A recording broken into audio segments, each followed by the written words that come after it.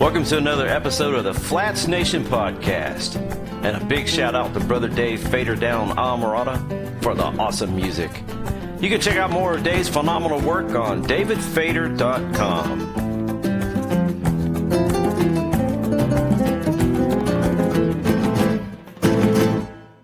Well, this is your host, Dave Legier, and today we have a member of the Flats Nation team joining us. He is well-versed in the sport, travels worldwide picking fights with tarpon and other hard fighting species on the fly rod. So straight in from the wilds of New Jersey. Yeah, they have flats fishing up there also, as we will learn. We have Captain Dr. Jason Moore with us. Brother, how are you today? Good, sir. How are you?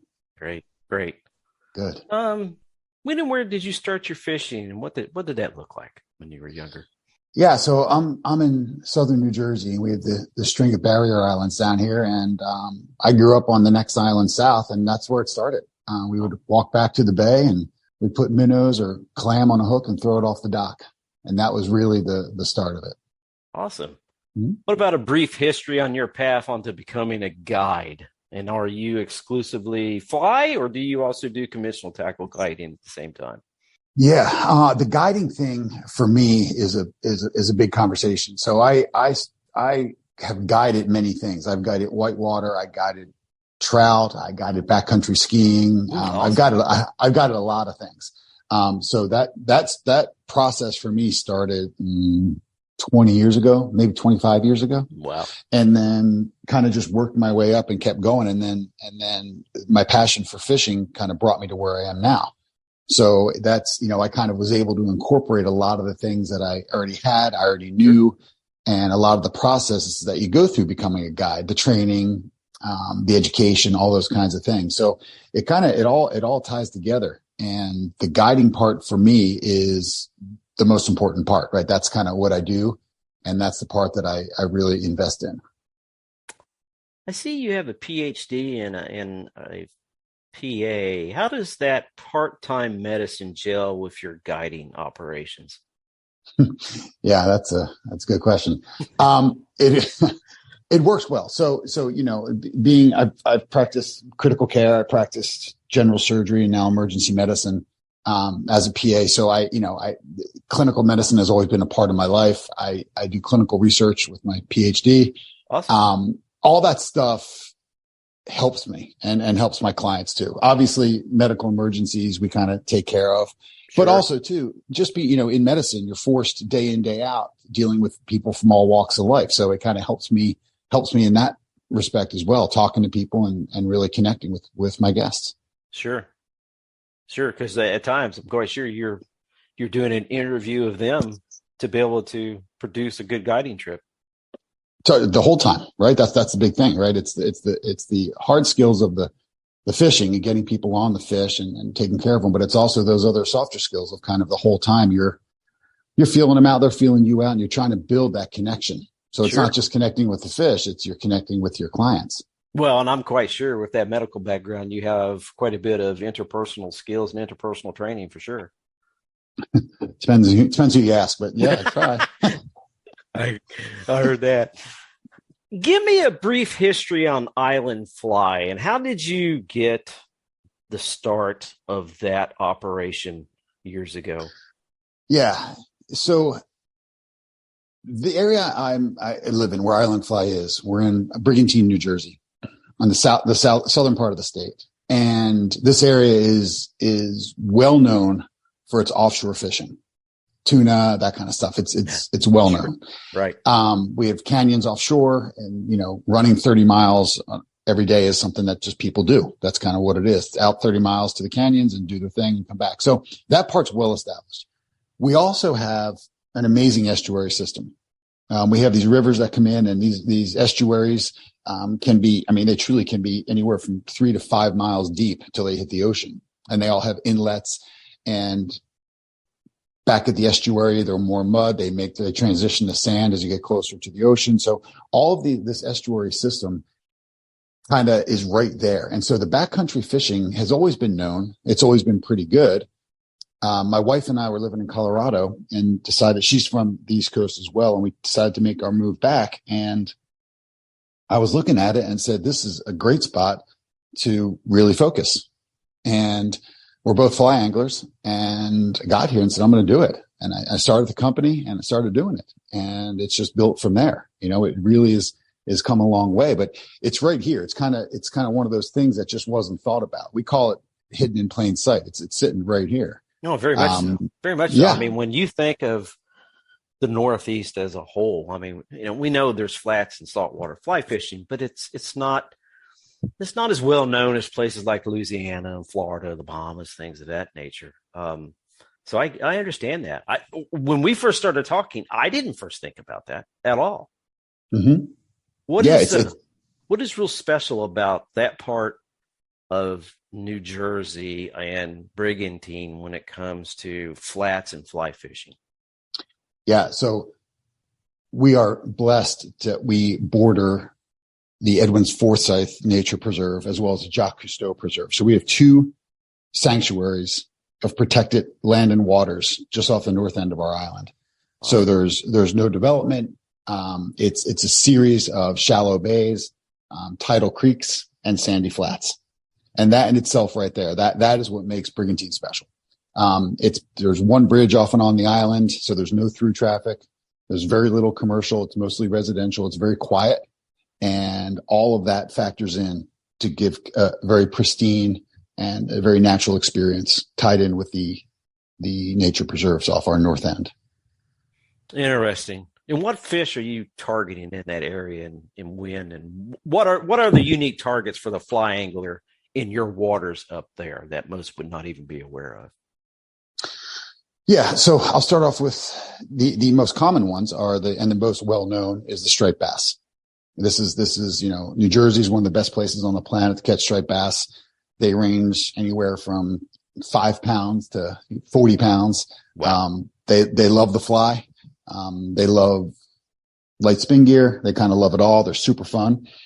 We have 2 distinct seasons for them. They have a spring migration and a fall migration as they make their way out of the Chesapeake Bay and head up north. They summer up in Maine, so we're kind of one of the stops along the way. So the striped bass is our biggie those times of year. During the summer, we fly fish for flounder, and we fly fish for, believe it or not, we have certain weeks during the summer where we can fly fish for cow nose rays, which you fish for just like you would a permit with a crab fly and slow strips. I bet. Yep. And we also have, we have a pretty significant shark population on our inshore waters. So this is very, very shallow water. We have spinner sharks and we have sandbar sharks.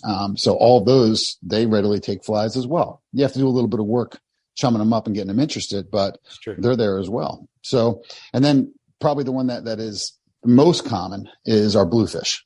Right. And we have bluefish, anything from a pound or 2 up to 10-pound bluefish. And they're just marauders, right? Their whole mission in life is to seek and destroy. So they're great fun on the fly. They are. Now, is that a year-round fishery for you when it comes to the blues? Not at all. Blues are summer. Stripers actually are around. We have resident stripers as well that are not part of the migration. So basically, I take off fishing locally here right around Christmas time, and I'll take off till about the first week in April.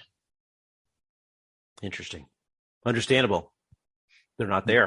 They're moving around other than your smaller. And those resident fish that you have for these stripers, brother, are these the smaller ones, the resident ones, and the bigger ones are moving through? What is that dynamic when it comes to the striper population? Yeah, our resident stripers tend to be smaller. They kind of top out at that, 5-pound range, 24 inches or so, give or take, and it's the migratory ones, the big girls that come through in the spring and the fall. But yeah, the resident stripers tend to be a little bit smaller. Before we get on to the next section, which I think is really important that everybody can get a mental picture of, this next section is brought to us by our friends over there at Tides Pro, which is a great little software app for your phone and iPad and things of that nature so that you can take a look at the tides pretty much anywhere around the country. You can find out more about that and capitalize on a little bit of savings when you go to flatsnation.com. We have it posted pretty high up on the homepage. Jason, for that area, and I know a little bit about it. I was stationed up there when I was in the military many, many years ago. What are those waters like? Talk to me about the fishery and the ecosystem as far as the tidal flows and the depth of water that you're usually running around in. Yeah. So all of our inshore kind of backcountry waters, they top out at like the deepest areas we'll find are in that 6 foot range. There's a couple holes that might be a little bit deeper, but generally speaking, very shallow bays with tidal creeks. The tidal creeks are in that 2 to 3 foot range. And then the mud flats and then the sandy flats closer to the ocean, all of those are your traditional looking flats, very shallow, right? On the high tide, they may get 3 feet deep. But then on low tide, some of them go bone dry. Oh, interesting. Okay. So it's very, very tidal dependent because the water's so shallow. So we're always chasing water, right? We're coming in with the tidal push and we're setting ourselves up for the draining creeks and the draining bays. Sounds like red fishing and creeks and stuff where you're trying to catch them stacked up, trying to pull things off on a falling tide, which fish is a fish. He likes his food coming to him. Yeah, a lot of the principles with redfish, especially in the Louisiana area, apply here. Like if you have that skill set and you have that experience doing that, you'll do fine here chasing stripers, because that's kind of what they do as well. They kind of set themselves up. They feed like redfish. When there's water, it'll push them deeper into the bush, and then when the water starts dropping, they'll set themselves up kind of at the mouths of the creeks and let stuff be brought to them. What type of forage species are the stripers mostly targeting? Are they after bait fish? Are they after crustaceans? Or are they just a fish that whatever they can get their mouth on, like a redfish, they're going to strike it? Stripers really will eat almost anything, but they definitely hone in on certain fish during certain times of year. And even there's subsets during weeks of those times of year. So, bunker is our big fish. Menhaden, that's what they love the most. Right. So they're always going to be going for that. The biggest bunker migration, the biggest influx of bunkers in the fall. So they're chasing them. They're loving them all year round. They'll eat crabs, they'll eat grass shrimp, all the things that come out of the marshes. Interesting. So yeah, it is. You had mentioned redfish. It is kind of similar to that, but that's what they do. They chase bait fish, they chase shrimp, but they chase crabs. I hear a lot about striped bass conservation efforts in that area, and I'm not as well versed on it naturally. What's the concern? What's your stance? What do we need to know about what is happening to the striped bass fishery in that area and up and down the Northeast as a whole? Well, this is a very big deal, and it's kind of just hit a new level this week. So the short story is striped bass have been here forever. It's a huge economic boom to the East Coast. People catch them, as I mentioned earlier, all different ways: bait, spin gear, fly, kind of anything goes. They're kind of every man's fish. They are overfished. So we've driven the population down. In 2022, we doubled the number of fish we killed compared to 2021. Wow. So and the math on that shakes out to an additional 1.7 million more fish were killed in 2022 than 2021. So that's a lot of fish. That is a lot of fish. Now, is that just recreation or is that commercial? How does that mathematically break out so that we know who's capitalizing the most on this resource? Generally speaking, we ignore the commercial because the commercial is a much smaller number compared to fish caught and fish killed. We know that the majority of fish that are killed are coming from the recreational anglers, coming from, even the catch and release part because of poor handling practices. Sure. So this all factors in. So commercials, a small amount, right? And then the rec angler are the ones that are taking the most. And then even some of the catch and release that equates to roughly 10% of total deaths is coming from those that are released due to poor handling. So the story is a little grim right now because we want these stripers back, right? They're from an economic standpoint, huge economic value, $1.5 billion a year just in New Jersey. And that factors in to over 20,000 jobs directly related to it. And that's guides, that's boat fuel, tackle shops, restaurant, all the things. And so we know they're overfished. We know there's a problem. And the issue in New Jersey is there's a long history of a lot of people saying, I want to eat them, and they're killing them, and they're not doing a good job in the conservation corridor. And so it's kind of a tough time for the striped bass. And so I work primarily with the American Saltwater Guides Association. They're at the forefront. They're the ones that are leading with science. They're bringing the research to the table. And the Atlantic States Marine Fisheries Council this past week recently put a new slot limit on stripers. It used to be 27 to 38 inches. You could take one within that slot. Now it's 27 to 31. It's a much smaller slot, in the hopes of trying to rebuild the stock. Because the one thing people don't realize is that the striped bass don't breed the same every year. Okay. So it's not like they just reproduce and we're just killing more of them. It's worse than that. We're killing more of them, but the fish that we're killing are coming from both 2015 and 2017 class. Since 2017, there's been very sporadic and not very strong breeding. So if you wipe out these big fish now, there isn't big ones to follow them up. Right. There's no nursery. You're done. Right. And so that's where we are now. And so it's really boiling down very quickly. And I have these conversations almost on a daily basis with everyone from family members to friends to colleagues. But it's coming down very quickly to this conversation of you're either for fishing for striped bass or you're against it. And if you're killing them, you are against it because they're going to go away. And that's where this size, Jason.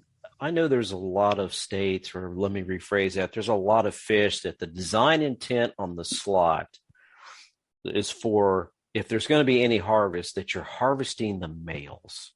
Mm-hmm. That a lot of fish go through, they're hermaphrodites that go through a sex change where the smaller ones are males. And then once they get to a certain length, they change over to females. I know redfish and snook that they do that. Tarpon, generally anything over 100 pounds is a female. Do you have that same dynamic with striped bass? And is that what they're trying to do by tightening up this slot limit, or they're just doing this based on age? They're doing it based on age. And they're kind of, they are trying to limit the taking of the breeding females. Okay. Right. So some people say that, 30% of striped bass, and this is just a soft number, but spawn first as males. Then after the female bass will become males and they change. So there is some of that changing going on, but the goal of the slot limit is to simply preserve the breeding females. Understandable. That makes sense. It makes perfect sense. So they've reduced this slots limit is what they've done then. They've narrowed it. Yeah. Now there's rub with that too, because it came on rather abruptly, and there's a lot of people that make their living doing this, right? The charter boats for the summer are booked, and a lot of them are based off of the previous slot limit. So people that are going to want to keep the bass are going to show up and say, "Hey, what's the deal?" And the reality of it is the actual goal of this is for less bass to be taken. Sure, more catch and release with proper handling, which flies in the face of some of the goals of some of the charter boat captains. Right. And at that point, you almost classify that more as a commercial venture than the recreational guy who gets to go out maybe one day out of the weekend, takes his center console and goes fishing. So I get it. I can see where that could be. Could raise a little bit of cane, but I'm glad to see that these measures are being taken. What about the other species in that area? Are you having issues with flounder or blues or any of the other game fish in that? Bluefish, yes. And bluefish, we're still trying to sort out. So bluefish historically have some years of big runs and then essentially absent for a couple of years. And that's kind of what we've been in. We had a run a couple of years ago. Last year, there weren't many. This year, they seem to be coming back around. So none of them are as in a dire situation as a striped bass, but they're all cause for concern. So striped bass and then our false albacore as well in the fall, which we get. We're trying to figure what they're doing too. We're not saying right now that these are overfished or in danger, but we are saying we need to be doing more research on them because it seems that the numbers are dropping. Now, when it comes to the blues and the false albacore, are those considered an edible table fare fish, or is this strictly a catch and release type of fishery? They are primarily catch and release. Some people will, some people like blues, but generally speaking, these are catch and release fish. Interesting. Let me guess. I mean, any fish on the fly is great, but what's your drug of choice? Is it tarpon? Is it stripers? Which one do you, if you get up in the morning and say, I want to go anywhere in the world and go fishing, what are you targeting? I want to go to Nicaragua for giant tarpon in the jungle rivers. I've seen some of the pictures, buddy. That looks awesome. Yeah. That golden dorado I love as well in Argentina, and striped bass is in the top 3. They really are. I mean, anyone that's fished for them, they're amazing. They hit hard and they pull hard, but those are my top 3. And I know you travel a lot for fish and guided hosted trips, which is something I know you're passionate about and you put a lot of energy into. Tell us about that unique service offering that you have when it comes to those types of trips worldwide. Yeah. So it boils down to wanting to give people the best experience they have. Like, we know anyone that guides fishing for a living knows that some days the fishing's hot and some days it's not. It's fishing. It's not right? catching. That's right. And so, but the one thing we can provide our guests is an amazing experience every time. Exactly. So, people want the opportunity to hook into the fish of a lifetime. There's nothing like that for them. They don't even have to catch it. They have to hook into it. They have to feel that connection. And to be part of that and to facilitate that for people is amazing. It's a privilege to do. And it's something you said it, I'm very passionate about. That's what I want to do all the time. That's why I invest a lot of energy in, is making those trips as well-rounded and making sure that experience is something that the guests remember for the rest of their lives. I bet that is awesome, especially in some of the destinations that I know that you have fished in. Your passport's pretty full, I bet. That's for sure. Yep. Very Tell fortunate. us about the medical service aspect that you provide. And that seems to be, for those that haven't traveled much internationally, that seems like a big plus for your guest. How does that dynamic work out?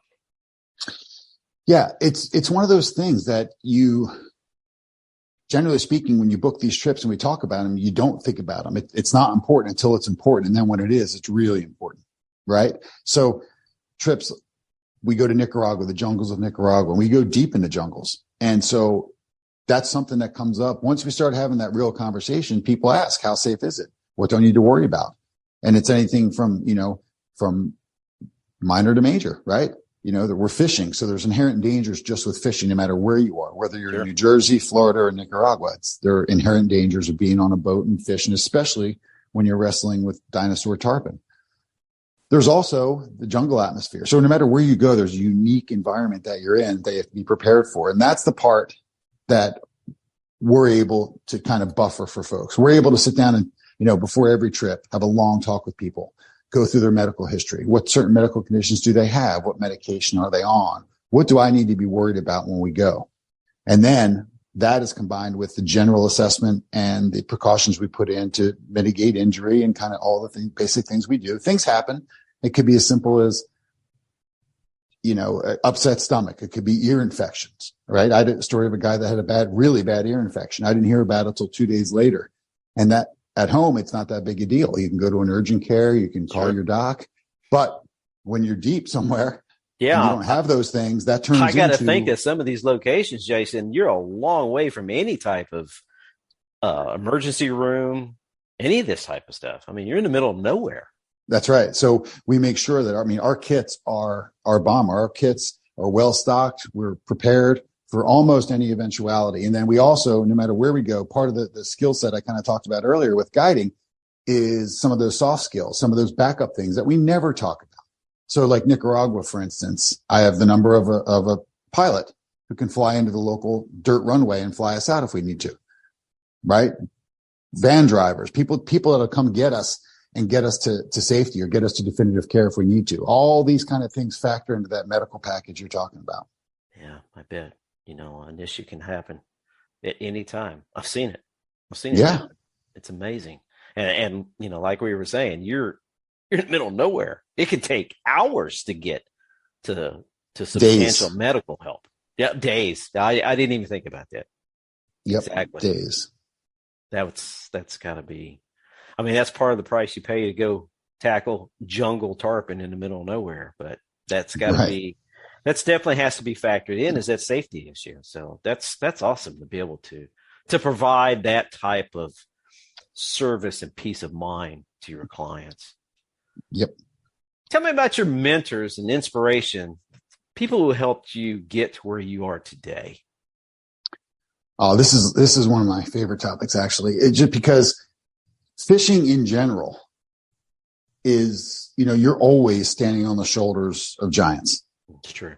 And anyone who, no matter how good you are as an angler or as a charter boat captain, as a guide, whatever your thing is, you are as good as the people who got you there. That's right.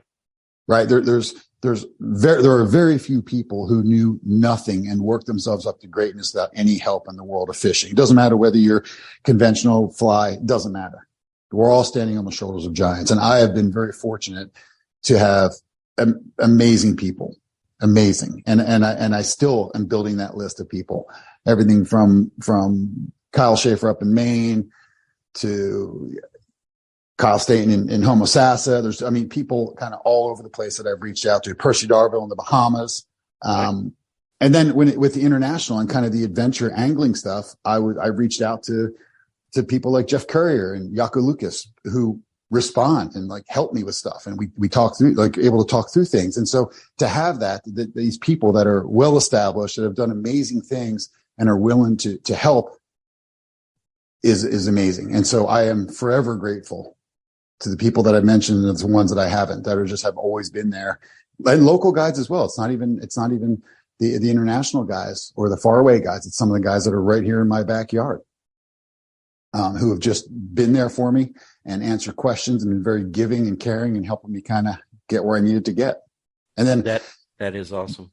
And then the next step of that is kind of passing that forward. So I've got probably 15 people that text me on a regular basis or call me that I can help out with guiding, with gear, with fish, with whatever it is. And so that's kind of where fishing is for me. It's a constant flow of information, and you kind of inherit the wisdom of the people that help you. It's true. Very true. And on these hosted trips that you conduct, do you have a set of lodges that you have established relationship with, and they're a preferred lodge? And is that list growing, or do you pretty much have it suitcased as this is where we're going to go? I know this facility well. We feel comfortable going there. Hosted trips for me are always a dynamic process. So I have lodges, I have people, I have really good relationship with them. I fish with them as often as I can. And then things change and we evolve it. We evolve the hosted trip program. So we're always looking, we're always talking, we're always fishing, we're always wanting to meet new people. We have people calling us on the regular, wanting to talk about things and see where we are and wanting to, partner up with us so we can bring our guests to their lodge. Right. So it's a dynamic process. It's always open and free flowing of ideas and information and lodges. And so I never close it off. For somebody who's considering what I would classify as a bucket list type of trip, how much lead time do you really need to be able to get one of those types of trips set up? Is it 90 days? Is it 6 months? What do you feel is a good lead time on those? So there's a couple things that factor into it. First of all, it depends a lot on the angler. If we have somebody that kind of is the textbook recreational angler that, fishes every other weekend, is kind of into it, but just doesn't get on the water a ton, you need more of that 6 month period versus somebody that's on the water a lot. I have other guides reach out to me that want to do stuff. So those folks would probably be a little bit more condensed time frame before we go. But there's a whole list of kind of logistics we have to go through. So it's not only the skills for the angler, like practicing your casting. Like for Nicaragua, we're throwing 12 weights and we use sinking lines sometimes. So it's a long day throwing 12 weights, right? That is. Right. And so there's that stuff. But then there's also all the other stuff, the logistics, right? The flights, making sure there's room at the lodge when we want to go. So to answer your question, it depends, but 3 months is kind of a really good number to have, like 3 months. We can make something happen in 3 months. I bet you have quite the checklist for this. I mean, a checklist that would be like flying a jet aircraft to be able to set one of these trips up. We do. And some of it's easy and some of it's a little more complex, but it's all important. Which country do you feel takes the most amount of planning to be able to have a successful trip just from a logistics and travel perspective? Is it Nicaragua? Is it Argentina? Which one do you feel is the one that really takes a lot of planning? Planning on my part, not so much for so planning on my part, probably Nicaragua, but it's not that bad. We've done it enough. It's not that bad. I mean, truly, we can make it happen. As I mentioned earlier, it's those relationships, right? It's with the people that are there. So sure. with one phone call, I can set wheels in motion and kind of have us well on the way. So it's the wonderful people that we partner with. Truly, I think probably just when you look at flights and hopping planes and times and stuff like that, the Bahamas actually is one, just because it's small flights in between islands, and we like going to the Berry Islands, and so that's one of those ones that just requires extra hops. I remember talking to Brother Travis down there. It's like when I first looked it up, because I had not personally been aware of the Berry Islands, I'm like, this is like a sandbar in the middle of nowhere. It's way out there. I fished with Brother Travis 2 months ago. He's crazy. He's crazy. I love that guy to death. And he's down at Soulfly Lodge down there, which is in the Berries. And you're right, it is like a sandbar, but it's just got the most amazing ecosystem. It's so alive. And if people haven't, it really should be one of those trips they do, because it is truly magical. Every time I turn around or I'm chatting with him online, I keep saying, brother, I need to come out there and spend some time with you chasing there for permit. Yeah, you do. You need to go see him. He's a great guy. Let's talk about gear now for those waters and for your waters in New Jersey, things of that nature. How long have you been making your own flies? Oh, let's call it, for the sake of conversation, let's say 10 years. Interesting. What in that area that you guide for stripers and other targets? Give me your top flies. And if I was to sit there and pop your fly box open, what am I going to find? What's the top 5 that are ready to rock and roll all the time? You're going to laugh. I fish with tarpon toads, just like the ones you guys use in Florida. Interesting. Yeah. Striped bass love them. Is it because of the color combination, or is it just the action? What do you think it's duplicating that they really just go ballistic on? So basically any flies that you can tie up that have bunny strips or marabou in them, they're going to like, because of the undulating motion, right? Okay. The profile, that's kind of what they like, right?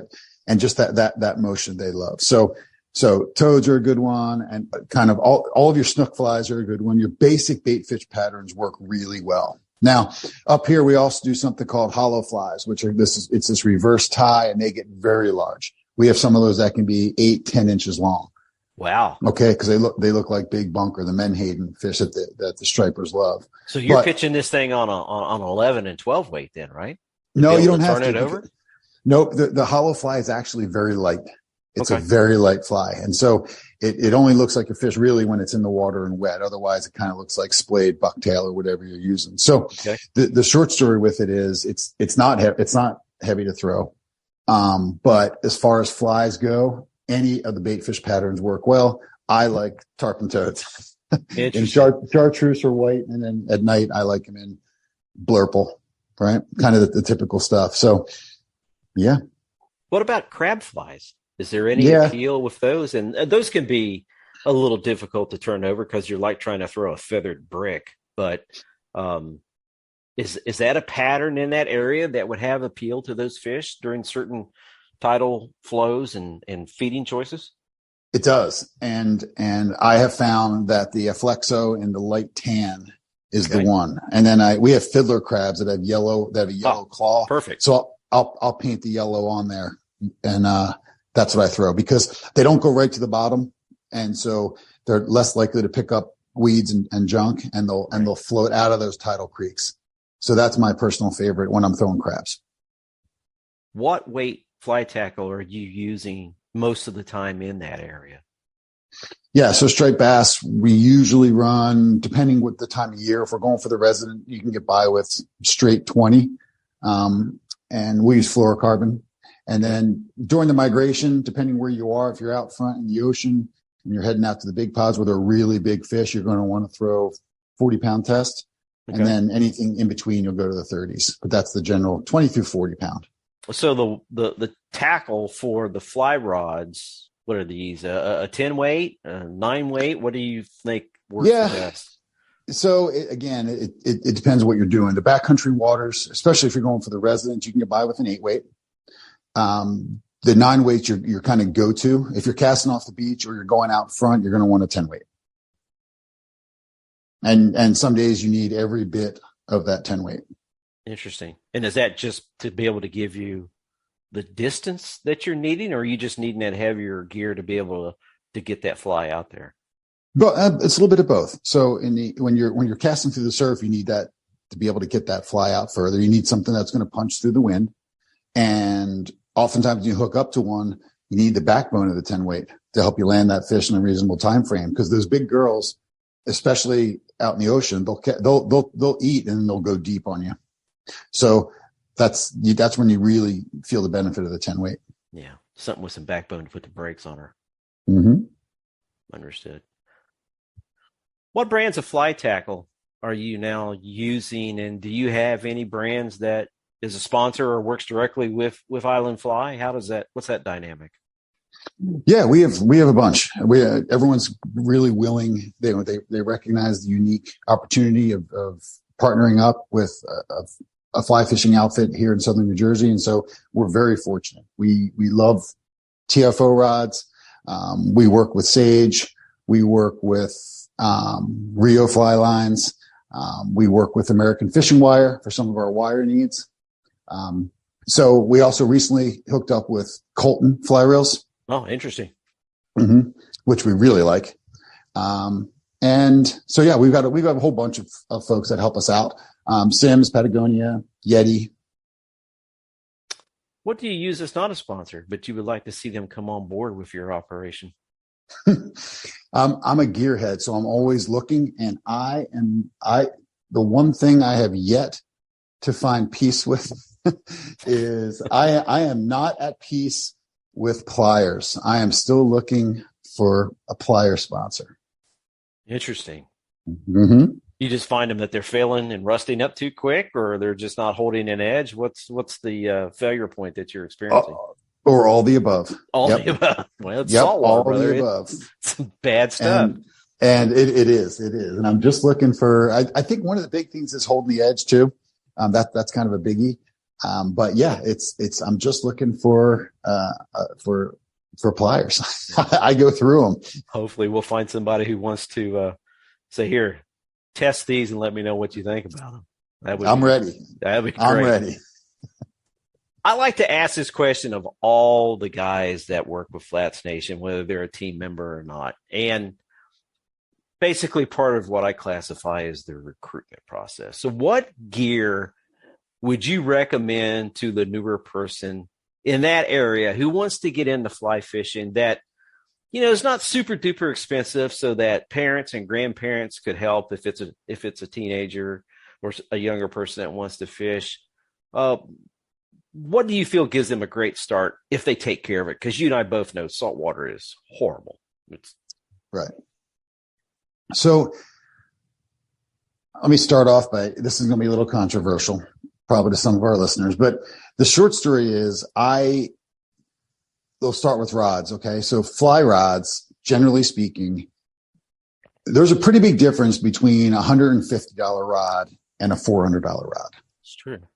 There is, generally speaking, not that big a difference between your $400 rod and your $800 rod. So I kind of tell people, get the best rod you can afford, but you do not have to go for an $850 rod. Okay, you don't. And people may disagree, but I throw a lot of rods, and I've had this conversation with a lot of people in a lot of places, and it is very clear to me that you do not need to spend $800-900 on a rod. If you care about performance, if you care about a name, then you do. But if you care about performance, then you don't. Well, especially if you're learning how to cast, the more expensive rod is probably not going to buy you, that much more distance. It's technique that you're learning at that point. It is. Now you do want a rod. I also don't believe, even if you're learning and you're really going to get into it, a very inexpensive, a cheap rod, a cheaply made rod is going to set you back as well. That's not going to help you. Right. So you do need something that has some element of performance to it, but I personally don't believe that you have to go for the most expensive. I think you can do the mid-range rod. Now, there's so many good mid-range rods out there. I mean, there truly are. There are so many companies are making good mid-range rods. Everyone from Sage to TFO, the Axiom 2X from TFO is just a great example of a mid-range rod. They do. Nice gear. They really do. And the price point is not one that wants to give you a heart attack as compared to others. That's for sure. What weight would you say, there's a young lady or a young man who's wanting to take up fly fishing? What would you recommend to them to learn on, but could still handle those fish that you have there in New Jersey? Would you say you need to go with an 8 or a 9? What's your recommendation at the point so that they can develop the correct skills? I'd go with the 9 weight. The nine will, it'll get them everywhere. Everywhere they want to go, they'll do weather learning. I hear that a lot. That 9 weight, which in a lot of catalogs, if you look at the 9 weight, is kind of the stepchild. There's quite a selection for 8s, and then there's a little bit more selection for 10s. But the 9 seems to be a forgotten, sort of like the 16 gauge shotgun. Right. It just seems to be the odd one in there. So, and I agree. It doesn't matter whether you're talking striped bass, whether you're talking permit. The 9 weight's the workhorse. That it is. And so that's kind of if I had to pick one, that's what I would pick. So now in your ecosystem there, what are you predominantly throwing? Are these a floating line, or are these a sinking tip? How does that work out for those, say for stripers in your backcountry? What are they loaded up with? It's going to be sinking and intermediate. Oh, interesting. Every once in a while, if there's a blitz going on, you can get away with a floating line, but you can also do what you need with the intermediate. So is it because these fish are sitting 3 and 4 feet below the surface and you're trying to get to them, or? So when they're doing that, the intermediate works fine. But then there's also, sometimes they'll stack up in these channels. Okay. Or these troughs where they're a little bit deeper, and you really want that sinking line to get it down quickly, because you got to get in the strike zone. I get it. Right, and they're in a small area when they're stacked up like that, so you kind of want to make sure that cast gets down quickly to where they are. So now, how many feet of leader are you generally using on these combinations? You can do everything you need to do with 10 feet or less. I say 8 feet. When I'm tying them on for clients, I say 8 feet a leader. Do you find these fish to be leader shy? I mean, that they have the eyesight that they're like, no, and they turn away from it, or is the water just too dirty for it to really make that much of a difference? No, more often than not, our water is crystal clear. But with that being said, generally speaking, they are not leader shy, which is why we're throwing 20 to 40 pound test, and it's not a problem. They're not. If they're hungry, if they're going to eat, you'll get them to eat. Talk to me about clothing items that you found works in that area. And are you sponsored with any brands for that ecosystem that you find works better? I mean, this is going to be probably, I would assume, I may be wrong, large difference between what we would use here in Florida or what somebody would use in the Bahamas, because we're more concerned with heat management. But I do remember the weather up there. When I was stationed up there, it can get cold pretty quickly. What do you find works best for, or what you're going to recommend to your clients before you take them on a trip? Yeah. So this area has dramatic weather fluctuations. So during the summer, we wear the same things that we'd wear in Florida or the Bahamas, because it's awfully hot, mid 90s, close to 100 degrees, lots of humidity. So that's kind of our summer wear. So anything that we wear in Florida on the flats or the Bahamas, anywhere tropical, works here. So, we are sponsored by Sims. We're sponsored by Patagonia, and we recently started working with 12 weight, which are excellent. We love their gear for being on the flats. So they have some protection for us is important. Sure. So hoods are important, long sleeves are important. And we always have that, just like you do anywhere that's an ocean environment, that marine environment, you always have the chance for rain, for winds, for all those kinds of things. So everything we wear is kind of geared towards that. Any particular color schemes, or these fish just don't, it doesn't seem to bother them as much? It doesn't seem to bother them as much, is the honest answer. I know that there's a lot of conversation about, being in the front of the skiff and having something that, the bright colors don't work. And, that is always important. You kind of want to be as less obtrusive as possible, right? Sure. I mean, no matter what you're doing, things of that right. nature. Right. Right. And so whether it's, a boat motor or what you're wearing, you want to make sure that you're minimizing that impact when you're fishing. So I like subdued colors, and that's what I recommend to people when they ask me. They don't have to match the sky perfectly, but I also don't like hot pink. I get it. What about sunglasses? What are you using, and what color lenses do you find worked well in those waters to help pick these fish out? And is this more of a sight fishery, or is this, I see these schools running through here and we're trying to get in front of them, they're raising cane, smashing baits? So that is more often what we see. Okay. Where we are here, we see, we'll see them blitzing and we'll try to get to them, or we know they're hanging around these corners of these little islands or these creeks. So it's not always sight fishing. A lot of times we're blind casting the likely areas. We can see them swimming out of the creeks too. So we can pitch, we can cast right to them. Right. Pick them off. So, right. So a little bit of both, but it's not like you're sight casting like you're seeing, a string of tarpon coming. As far as you don't need a particular lens type, other than naturally it has to be polarized or you'll never see through anything, but any of the particular color schemes seem to work best in that area. I mean, is it the blues or the green? Which one do you feel works best for those waters? Yep. I would have said green up until this year. And I tried the Bahio Violet, and that has just been amazing. It's been a game changer for me. So that's what I'm wearing these days exclusively. And go ahead. No, the reason for that is just because it has such wide adaptability. You can have it in overcast days. You can have it in bright sunny days. It kind of does a really good job of being that general all-purpose lens if there is one. It adapts to changing scenarios, which can probably happen quite quickly there. Right. Other than cheating and using natural bait, what do you feel is the number one mistake anglers make in that area that reduces their strike ratio? Is it boat noise? Is it scents that are on the fly or the lure that's being a negative turnoff?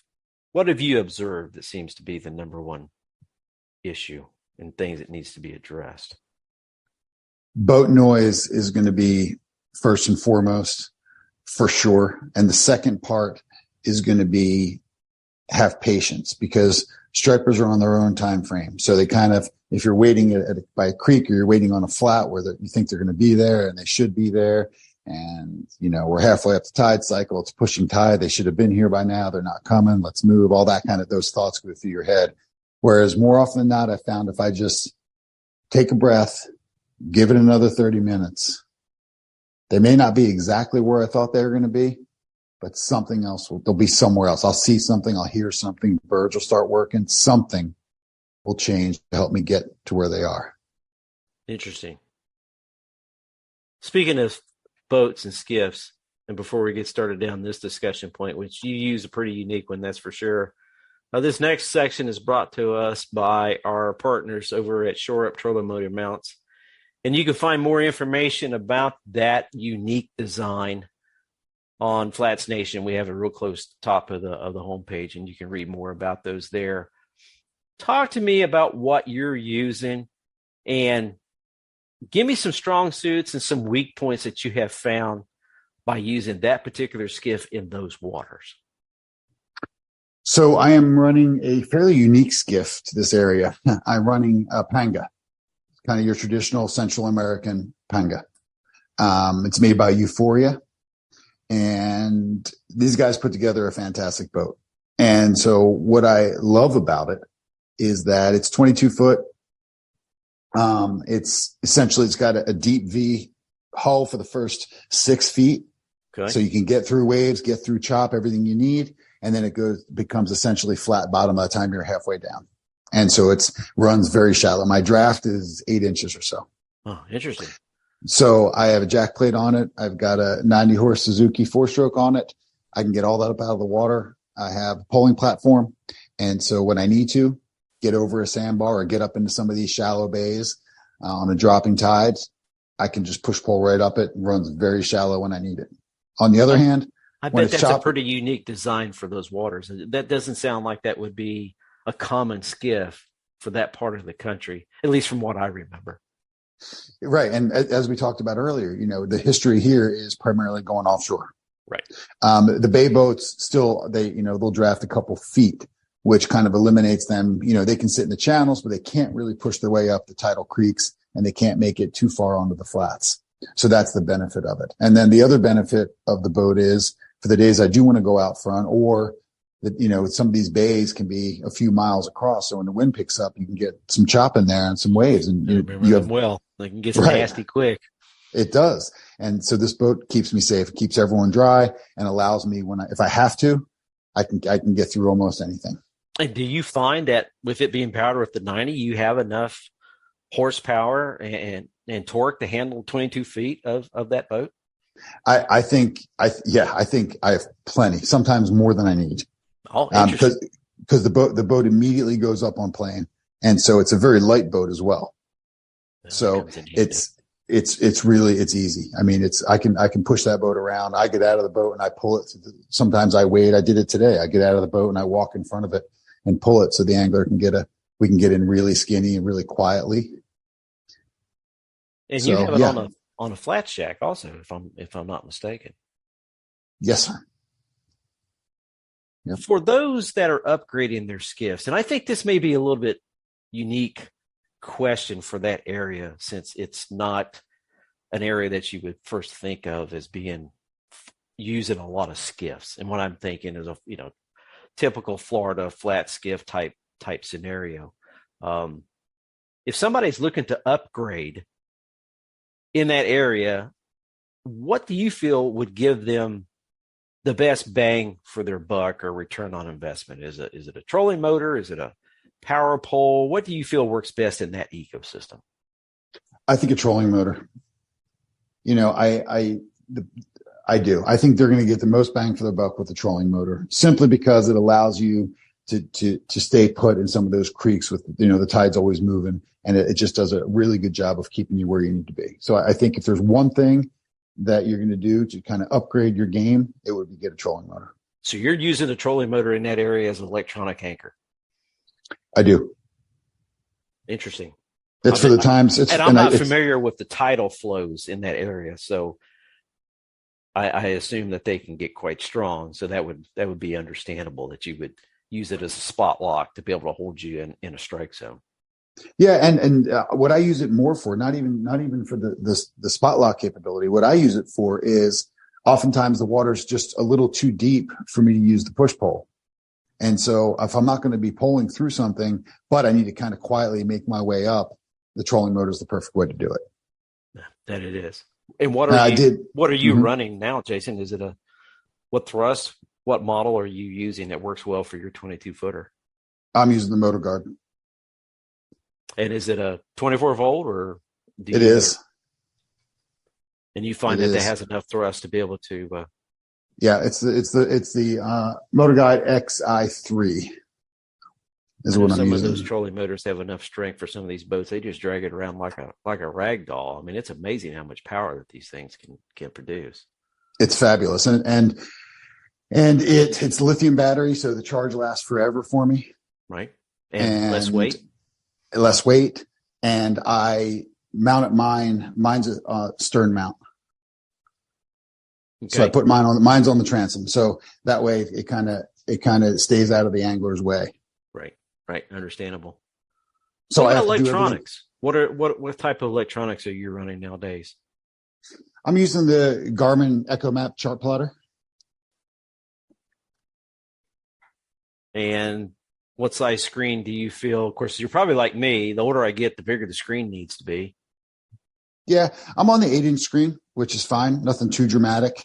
It's just a skiff too, so it's easy. I don't need much information at my fingertips. So basically, if I can get kind of my GPS and my depth, I'm good to go. Little sonar thrown in. Do you find that a sonar in that area helps with your game when it comes to fishing? Because I can only really equate it to what we deal with here in Florida. A lot of times, especially on the flat skiff, sonar isn't going to do you any good unless it's side scan, because you're in a foot of water and you can't see anything. Do you find that the sonar really helps you find these fish in some of these creeks and stuff that you're running in? I do. And as mentioned, those troughs they go in and some of those channels they go in, the sonar helps a lot. Obviously, when they're up in the shallows, really shallow water, you don't need it. And it's not very helpful, but anytime they leave those flats, it's helpful. And so, yeah, I use it a lot. I think it's very helpful. For those who would like to take a trip and go fishing with you, do you work with them ahead of time on their casting skills? And along that same line, what do you feel that they have to be able to cast distance-wise to be fly rod effective? Yep. So every trip that we do is custom to the angler. People ask me, like, what's your program? I don't really have a program because everyone's unique. So I get fly anglers that have been all over the world. This week I had one who drove down 3 hours from lower New York, and then a gentleman that drove up from DC. These guys have been all over the place. They're excellent anglers. So for them, there wasn't a lot of pre-game lessons. That came on the boat though. And then other folks who have barely picked up a fly rod will spend the first hour of the trip working on casting, working on the basics of the skiff. I have people that are going on their first flats trip and they want to come get used to casting off a boat. They haven't done that before. They've cast out of the surf, they've fished rivers, but they've never gone and, they're going on a flat strip somewhere and they've never been on the front of a skiff. So we do that with them as well. So it really depends on the person. As far as what's going to help you have your best trip, because that's what it's really all about is you having your best trip. Sure. If you can get out a 40 to 50 foot cast, okay, I can work with that. I promise you by the time you leave me, that cast will be 60 feet. Do you cater your trips to a person who's never fly fished or very little fly fished and work with them before you even get on the skiff? Yes. So folks who have never done it, I try, if it's possible, I try to get with them a day or two before, an evening for an hour. If they're here on the island on vacation, we'll try to get together with them and let them throw a rod, work on their casting, work on the very basics. If they're not able to do that, we spend the first, hour on the boat again, trying to get through that. And we can make it happen. We can make it happen. I've had folks that had never done it before, really wanted to do it. And, you may not catch the most fish, but we'll do our best to let you feel that tug. Sure. It's a learning curve. Do you feel, and I guess this is going to be dependent upon the angler's experience level, do you feel they should bring their own tackle and hassle with that when traveling? Or do you say, what, I've got enough gear on the boat. It's tuned for this ecosystem. You'll be fine. Yep. So I'm ready. If someone can come up and they don't have anything, I'm ready. People don't want to travel, I'm ready. On the other hand, some people really want to see what their gear can do. And that's what I had over the last couple of weeks with the big stripers running through. People really wanted to see what their gear, their rods, their reels could do. They hadn't tested them before. They really wanted to feel them out. And that's cool too. But generally speaking, I have everything ready to go. So anyone that comes, I got your back. What about on your hosted trips where you're traveling to Venezuela or Nicaragua or something of that nature? Are you supplying the gear and the tackle? Are you bringing that with you? How does that dynamic work? I've always often wondered about that. So those trips are geared towards the experienced fly angler, right? So those guys are going to have their gear, or they're going to know what kind of gear they like. And so they're responsible for their own gear.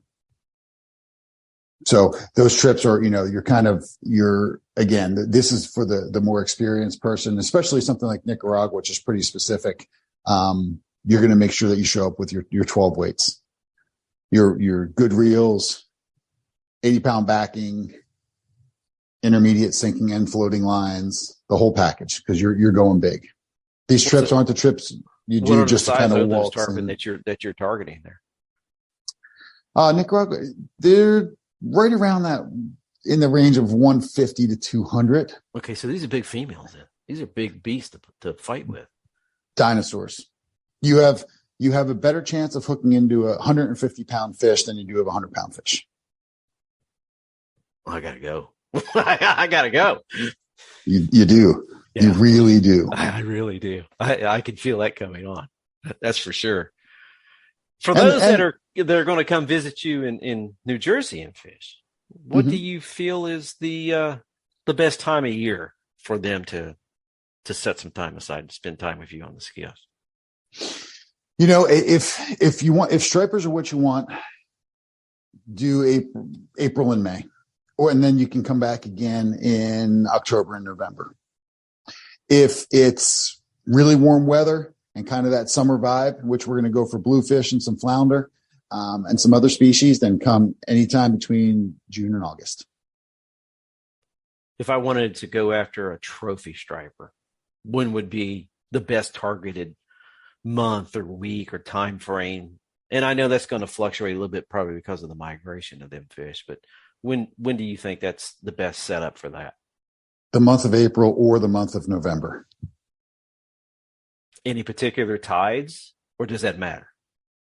It does matter. It just varies year to year and location to location. It depends where they're kind of pushing in, where they want to be. They go up into these shallow creeks, in which sometimes they kind of ride the pushing tide deep into them, and then they post up at the mouths of creeks and in the inlets on the dropping tide. So it really depends, kind of day to day. How shallow will these fish get? I mean, are these fish like reds? You'll see their tails and stuff out of the water, or they want a certain amount of water over their head all the time?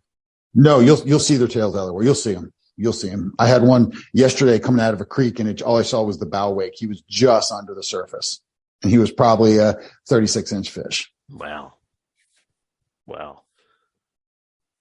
What gear items should your clients bring, and probably more important, not forget to bring? I tell everyone, no matter when it is, I want long sleeve stuff, and make sure you bring a light rain jacket. And that's on top of kind of the standard. I want to, make sure you bring a hat, make sure you bring your sunglasses. But that rain jacket is key, because even days when it's not raining, we'll get spray from the skiff. And if we're running around, that breeze on you it'll cool you off. And so that raincoat, that light raincoat is really indispensable. I have one with me every day. Oh, I've had one discussions with everybody and said, look, it always feels 15 degrees cooler on the water. So just because it's 75 right now, and the sun's coming up, when we get out there on that water, it's not going to feel like that. There's nothing to break the wind. Mm-hmm. What is those water temperatures running in that area when these fish are really got the feed sack on? Is this water that's in the high 60s? What's the triggering mechanism there? Nope. The water is in the mid 50s when the striper migrations are happening, both in the spring and the fall. So the big fish like that somewhere in that 55, they turn on right around 50, but they like that 55 degree range, give or take. And that's pretty consistent spring and fall. A little bit warmer in the fall, but yep. What about when they move off, Jason? Is it the water hits? What's the temperature ranges where these fish are going to say, okay, we're going to pull the eject handle, and we're either going to move further north or we're going to head back south? Right. It's kind of multifactorial. It's the timing thing more than the water thing. The water warms up to closer to 60. They're going to move out of here and they're going to be heading north. But it's also the timing thing too, right? It's a migration. So they kind of know they've got time to spawn, then they get out. When they're done spawning, they go back out into the ocean. They go up and they spend their summers up in Maine and Nova Scotia. So is that area there? Is this an area where they're actively spawning, and that's part of the reason for the enhanced conservation measures? It is. Yep. The vast majority of stripers come from the Chesapeake Bay, and they make their way up. There's also stripers in Hudson River, And they all come and they get together and they hit every small town on their way up the coast. Oh, I remember fishing in the Hudson River for sure. Yeah. They get some big ones in there. It's an interesting fishery, that's for sure. Mm-hmm. If somebody wants to reach to you and say, I want to go fishing, what's the best way to do it? www.islandfly.net. And all your contact information is there. What do you prefer? Phone call, email? Either one works. If it's an email, I will follow up with a phone call because I make sure I talk to everyone who comes. And are you using that same website for your hosted trips? We are. Everything we do is, I want to make sure that I talk to everybody because, as I mentioned, every trip, everything we touch is custom. So every single person has a unique experience when they go with us. Anything that we didn't cover that you would like to let everybody know about? No, I appreciate the opportunity to talk with you, Dave. Oh, we love having you, and we're going to have you back some more. And your bride, which I hear she can outfish you, probably outfish me. She outfishes everyone I know, including me. She's actually in Mexico now. She's at the Palometa Club with some ladies down there chasing permit and jacks and bonefish and tarpon. Awesome. And she didn't invite you. I did not get invited. I had to work. That's amazing. That's okay. No, I'm looking forward to having her on a podcast also and discussing that dynamic because there is some preconceived ideas that really need to be eliminated when it comes to women that fly fish. That's for sure. Some of the best ones I've ever seen were women. They could outcast me. They were machines. It was amazing. Scary. Oh yeah. She's unbelievable. She's a lot more interesting than I am too. So I think you guys will enjoy her. Oh goodness. Well, we'll love to have her on. That's for sure. Well, brother, thanks for joining us today. I do appreciate it. Very educational. When you and I first started talking, I wasn't really familiar of that area when it comes to a flats fishing ecosystem. So it's been a very interesting learning curve for myself to learn about those waters, because there's always the preconceived idea that it's coastal New Jersey, it's the coastal Northeast, it's just stacked up from one end to the other with, high rise. Yep. So to have this area set aside and is such an awesome area to fish, and the fact that you're running a skiff and you're poling in these waters, that was amazing to me, because that's not your typical Florida, Bahamas, Mexico type of flats fishing at all. So to be able to hear about that and to bring awareness to that, I think that's awesome. How far out are you generally booked? Oh, this time of year, 6 to 8 weeks. Okay. So it's doable. We can get people in. And people are shifting, dates all the time. So generally speaking, I can get people in. How is your weather this time of year? Is it stable enough that you can pretty much get out every day during the week, or do you get some nasty fronts coming through that it's just too rough? They're getting less and less. The fronts this time of year, because the air temperature is warming up. We have them. We get some winds, but generally speaking, we can go out. I've not had to cancel a trip yet. We're going out every day. Interesting. Well, that's great. Well, Jason, thanks for coming on board with us and discussing this with us, and definitely want to get Miss Ashley on here too. And I really had an enjoyable time learning about this ecosystem with you. Dave, thank you so much. Thank you, sir. Have a great day. Brother. See you.